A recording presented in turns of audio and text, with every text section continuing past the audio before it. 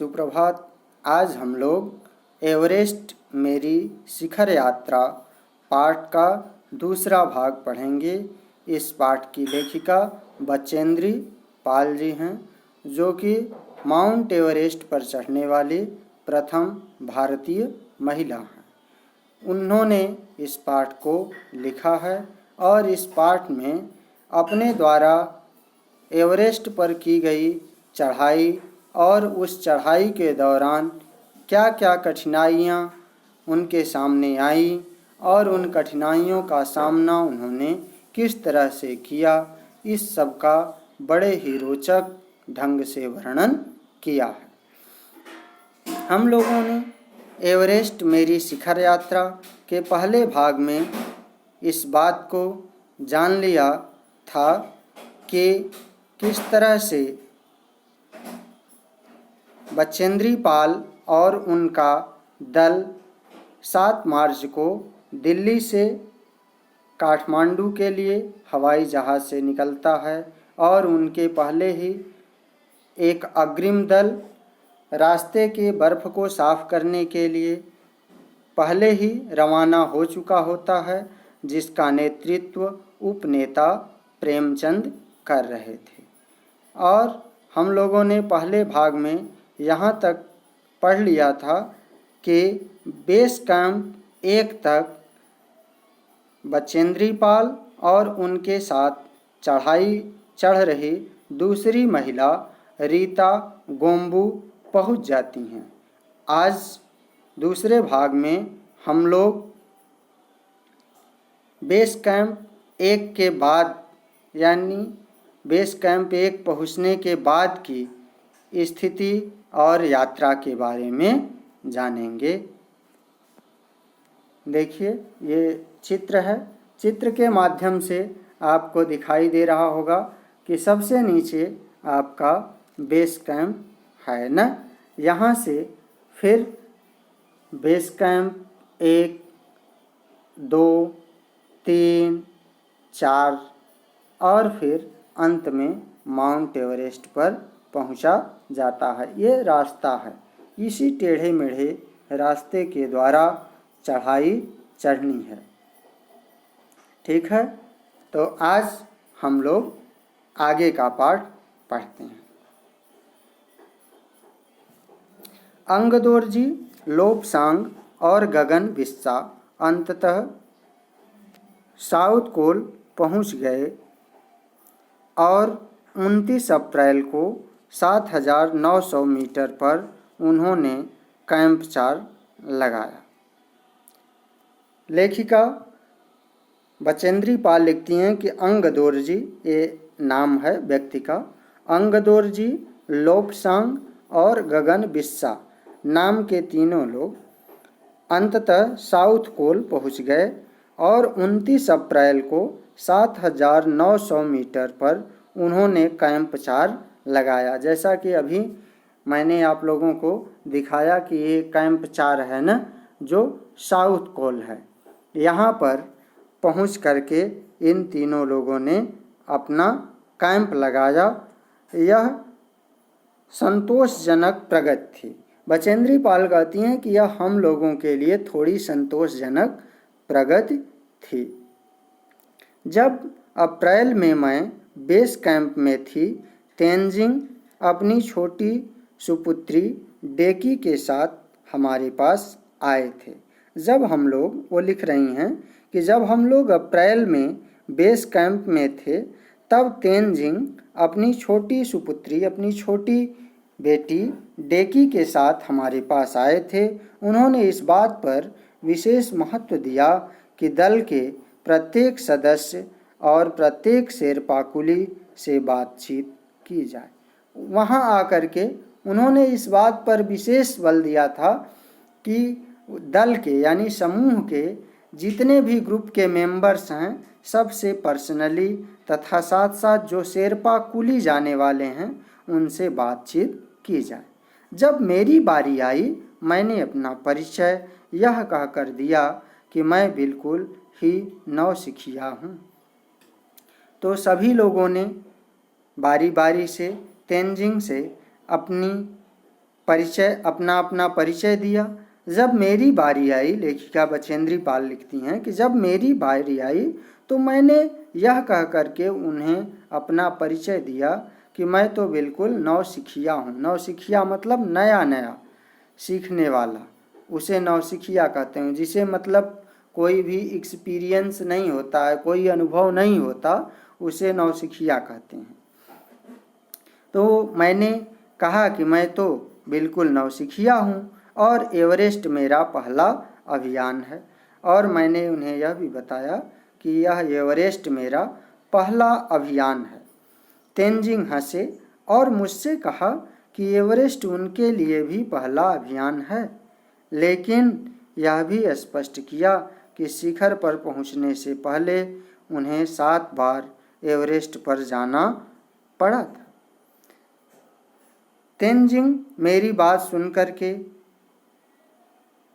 हंसे और उन्होंने मुझसे कहा कि एवरेस्ट उनके लिए भी पहला अभियान है, लेकिन उन्होंने एक बात स्पष्ट रूप से बताई कि मुझे शिखर तक पहुंचने से पहले 7 बार एवरेस्ट पर जाना पड़ा था। यानी 7 बार प्रयास करने पर तब मैं शिखर तक पहुंच पाया था। फिर अपना हाथ उन्होंने मेरे कंधे पर रखते हुए कहा, तुम एक पक्की पर्वतीय लड़की लगती हो।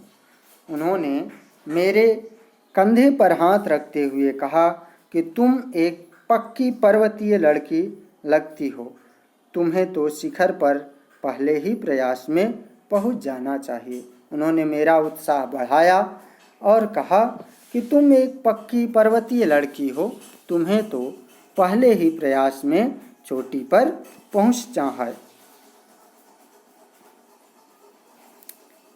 आगे क्या होता है कि 15 और 16 मई 1984 को बुद्ध पूर्णिमा के दिन मैं ल्होत्से की बर्फीली सीधी ढलान पर लगाए गए सुंदर रंगीन नायलॉन के तंबू के कैंप 3 में थी।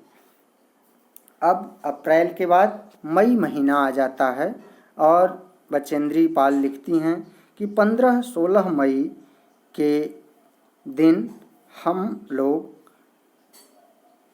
एक सुंदर और रंगीन नायलॉन के बने तंबू में कैंप 3 में थी। कैंप 3 आप चित्र में देख सकती हैं कि 24,500 फीट की ऊंचाई पर यहाँ है ना कैंप 3। वो आगे कहती हैं कि कैंप में 10 और व्यक्ति थे। मेरे साथ वहाँ पर कैंप 3 में 10 व्यक्ति और थे। लोपसांग तसारिंग मेरे तंबू में थे। लोपसांग और तसारिंग नाम के 2 आदमी हमारे तंबू में थे। एंडी शेरपा और 8 अन्य शरीर से मजबूत और ऊंचाइयों में रहने वाले शेरपा दूसरे तंबुओं में थे। यानी दूसरे तंबू में एंडी शेरपा और 8 अन्य शरीर से जो मजबूत और ऊंचाइयों पर रहने वाले शेरपा लोग थे, वे लोग थे। मैं गहरी नींद में सोई हुई थी कि रात में 12:30 बजे यानी 12:30 के लगभग मेरे सिर के पिछले हिस्से में किसी एक सख्त चीज़ के टकराने से मेरी नींद अचानक खुल गई और साथ ही एक ज़ोरदार धमाका भी हुआ।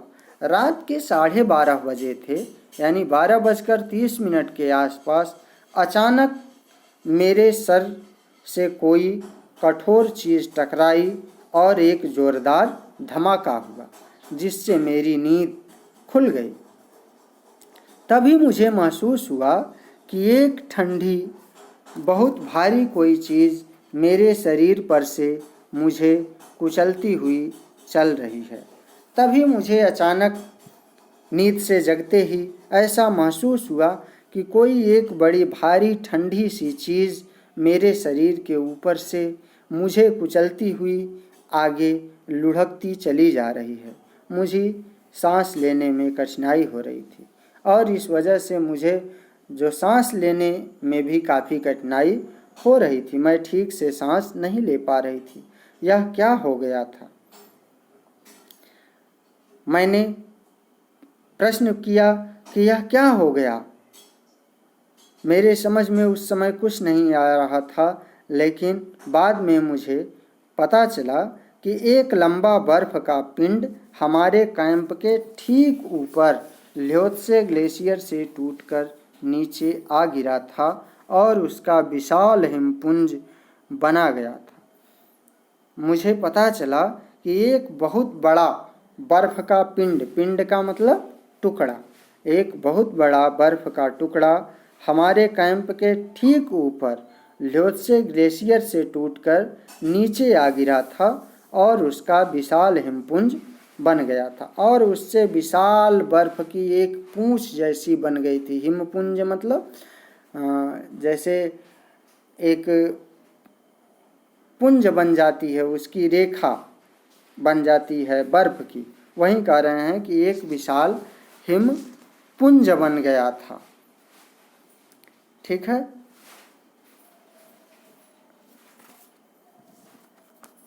हिमखंडों, बर्फ के टुकड़ों तथा जमी हुई बर्फ के इस विशालकाय पुंज ने एक एक्सप्रेस रेलगाड़ी की तेज गति और भीषण गर्जन के साथ सीधी ढलान के नीचे आते हुए हमारे कैंप को तहस नहस कर दिया।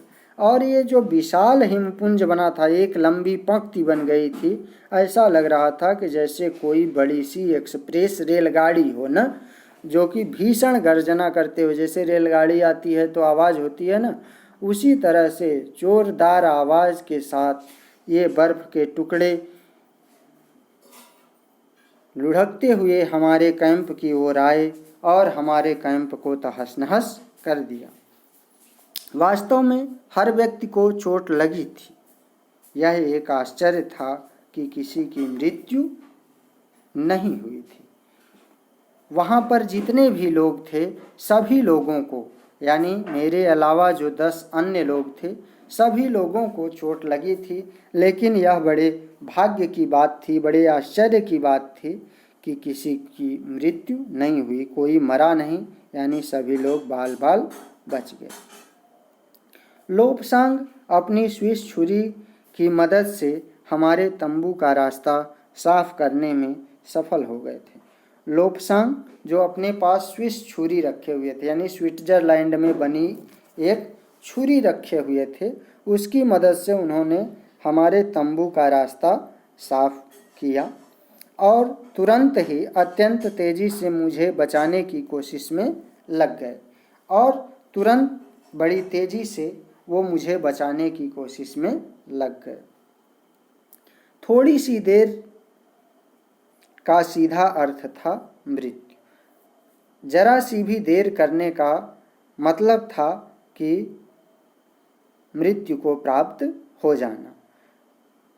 बड़े बड़े हिमपिंडों को मुश्किल से हटाते हुए उन्होंने मेरे चारों तरफ की कड़ी जमी हुई बर्फ की खुदाई की और मुझे उस बर्फ की कब्र से निकाल बाहर खींच लाने में सफल हुए। और बड़े बड़े हिमपिंड जो बर्फ के टुकड़े थे, हिमपिंड थे, यानी बर्फ की जो चट्टानें थी, टुकड़े थे, उनको बड़ी मुश्किल से उन्होंने मेरे चारों तरफ से हटाया और मेरे चारों तरफ जो बर्फ जम गई थी उसको किसी तरह से खोद करके, उसकी खुदाई करके मुझे बर्फ के कब्र से निकाला, यानी बर्फ के बीच से मुझे किसी तरह से उन्होंने बाहर निकाला। सुबह होते होते सारे सुरक्षा दल आ गए थे और 24 मई को प्रातः 8 बजे तक हम प्रायः सभी कैंप 2 पर पहुंच गए और इस तरह से सुबह हो गया। सुबह होते ही सभी सुरक्षा में लगे लोग आ गए और 16 मई को सुबह 8 बजे हम लोग कैंप 2 पर पहुंच गए थे। जिन शेरपा की टांग की हड्डी टूट गई थी उसे एक खुद के बनाए स्ट्रेचर पर लिटाकर नीचे लाए। हमारे नेता जो कर्नल खुल्लर के शब्दों में यह इतनी ऊंचाई पर सुरक्षा कार्य का जबरदस्त साहसिक कार्य था। एक शेरपा कुली जिसकी टांग टूट गई थी उसे स्ट्रेचर पर लिटा करके नीचे लाया गया। सभी 9 पुरुष सदस्यों को चोटों अथवा टूटी हड्डियों आदि के कारण बेस कैंप में भेजना पड़ा और सभी जो 9 आदमी उसके अलावा थे उन लोगों को नीचे बेस कैंप भेजना पड़ा। तभी कर्नल खुल्लर मेरी तरफ मुड़कर कहने लगे, क्या तुम भयभीत थी? तभी कर्नल खुल्लर जो मेरे दल का नेतृत्व कर रहे थे वो मुड़कर के मुझसे पूछते हैं कि क्या तुम डरी थी? मैंने कहा, जी हाँ। क्या तुम वापस जाना चाहोगी? उन्होंने फिर मुझसे पूछा कि क्या तुम भी वापस बेस कैंप जाना चाहोगी? नहीं, मैंने बिना किसी हिचकिचाहट के उत्तर दिया। बचेंद्री पाल बताती हैं, लिखती हैं कि मैंने तत्काल बिना किसी हिचकिचाहट के जवाब दिया कि नहीं, मैं बेस कैंप वापस नहीं जाना चाहती। जैसे ही मैं साउथ कोल कैंप पहुंची, मैंने अगले दिन की अपनी महत्वपूर्ण चढ़ाई की तैयारी शुरू कर दी। फिर जैसे ही मैं साउथ कोल कैंप पहुंची, मैंने अपने अगले दिन की चढ़ाई की तैयारी शुरू कर दी। मैंने खाना, कुकिंग गैस तथा कुछ ऑक्सीजन सिलेंडर इकट्ठे किए। चूँकि आगे काफ़ी ऊंचाई था इसलिए मैंने कुछ खाना, कुछ कुकिंग गैस और एक ऑक्सीजन का सिलेंडर इकट्ठा किया। जब दोपहर 1:30 बजे बिस्सा आया, उसने मुझे चाय के लिए पानी गर्म करते देखा। जब दोपहर 1:30 बजे बिस्सा मेरे पास आया तो उसने मुझे चाय बनाने के लिए पानी को गर्म करते हुए देखा। जय और मीनू अभी बहुत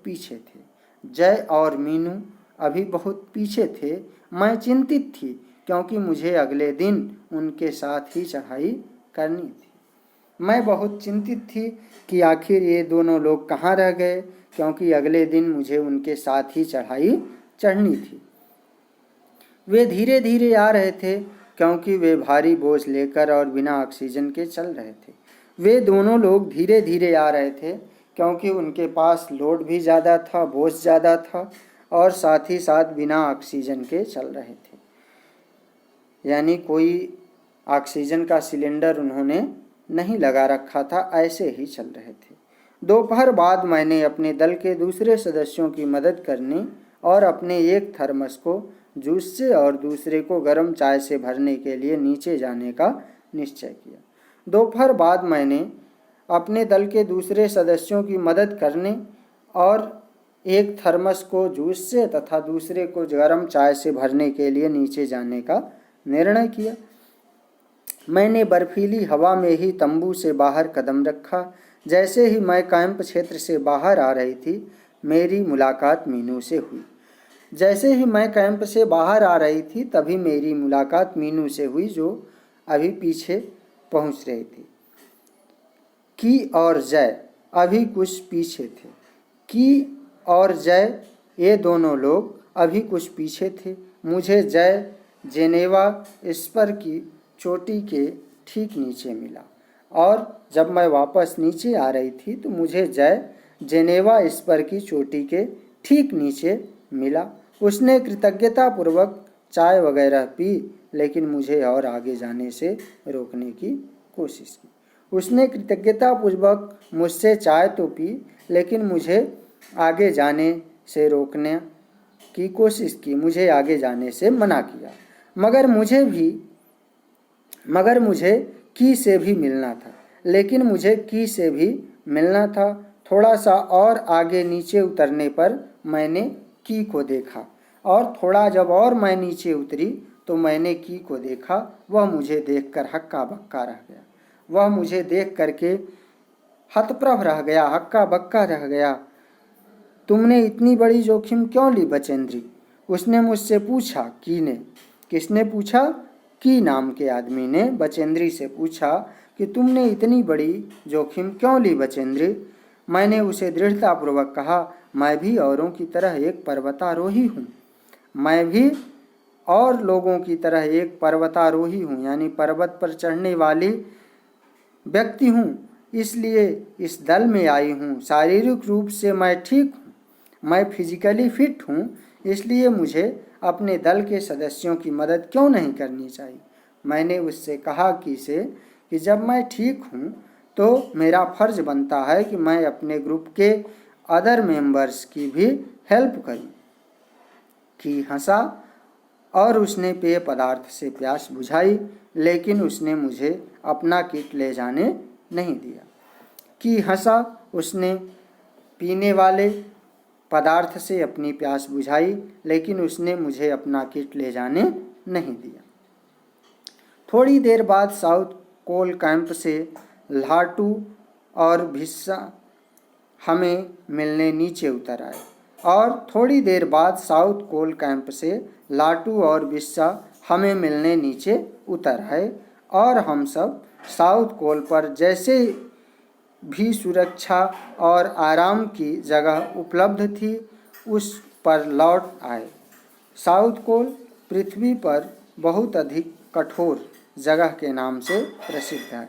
ये साउथ कोल जो है ये पृथ्वी पर बहुत ही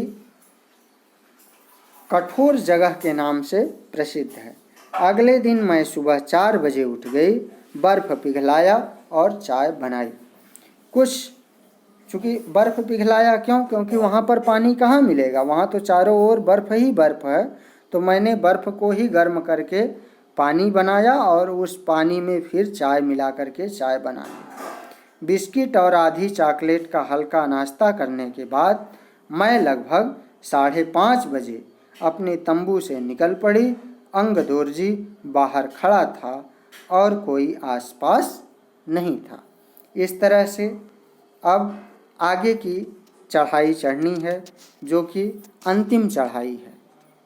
और इस चढ़ाई को किस तरह से बचेंद्री पाल चढ़ती हैं अंगदोर्जी के साथ, और क्या क्या कठिनाई उनकी चढ़ाई के रास्ते में आती है, इन सब को हम लोग अगले भाग यानी भाग 3 में जानेंगे।